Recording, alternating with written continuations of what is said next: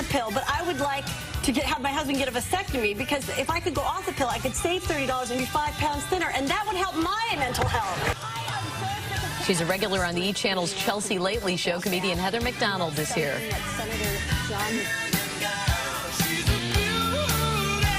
I want you to read it because you do a good impersonation of Kim Cattrall. So here it is. She said, maybe. What's sexier is the chefs who are always cooking up something new and exciting. It's like anything she'd talk about, she could make sexy, like global warming. I've got your electric car right here.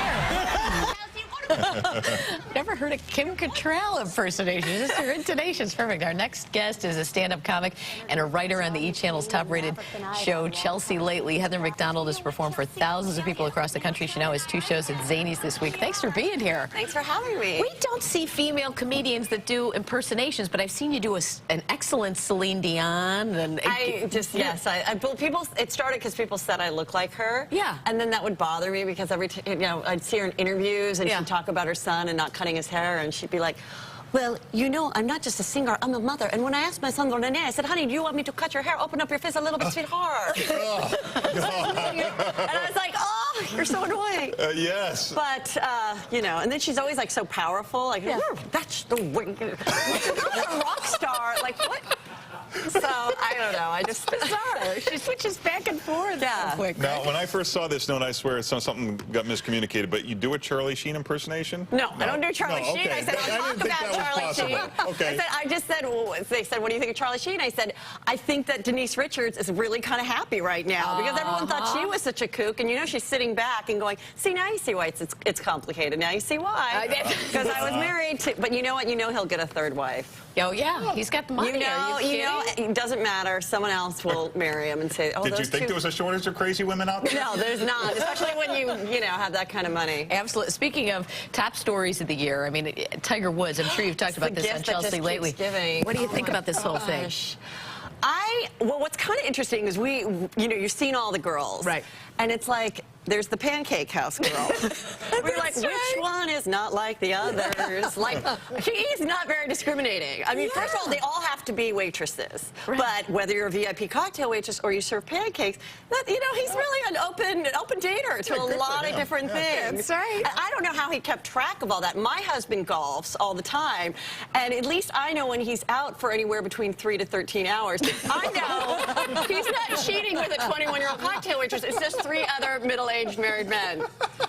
And I can't find him. Yeah. That's like, right. What do you mean your phone doesn't work on this That's shocking. Yeah. So I don't know how this guy has time. Would you say that's your favorite story of 2009, or what's your favorite? Yes. Absolutely. I mean, I feel bad, you know, I feel badly for the wife and the kids and everything, but I mean, it's pretty amazing, and that he was able to get away with it all these years, and nobody knew, you know, no one said anything. Like, you don't have a separate cell phone, is what you think? You know, I mean, you have all that money, you don't have a couple of cell phones? They weren't just one-night stands. Like, they were full-on relationships and going back and forth, and then 2 of the girls have, like, a diamond piercing in your cheek, which, how the heck do you do that? I don't know. Like, there's a lot of really intriguing things that keep me up at night. Like, who has a diamond piercing in your cheek? And to find 2 girls that have that. Absolutely. Shocking. All right, back to your impersonations, I think, with a little ponytail and a set of glasses. Sarah Palin, you might be able to pull off. I know you don't do it, but... No, I do. I did her a lot, you know. She would just be like, well, you know, we're going to work hard. We're going to get going. We're going to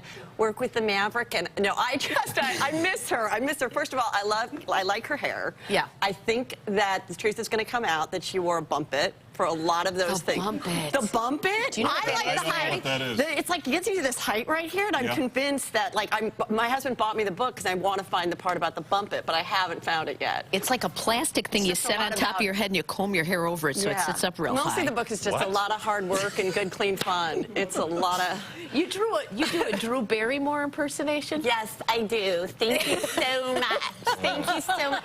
I just got nominated for a Screen Actors Guild Award for doing Grey Gardens, and I just can't believe how incredibly blessed I am, and just want to thank the universe for an incredible year. And I'm just so happy. Thank you so much for having me on your show. Thank you so much. You can catch Heather McDonald tonight, Zanies in St. Charles, or you can see her at Zanies in Vernon Hills on New Year's Eve. Check out Zanies.com for more information. Heather, great to have you here. Oh, thank you so much. Thank you. It's nice meeting you guys. I'm going to get a bump it now. Something I didn't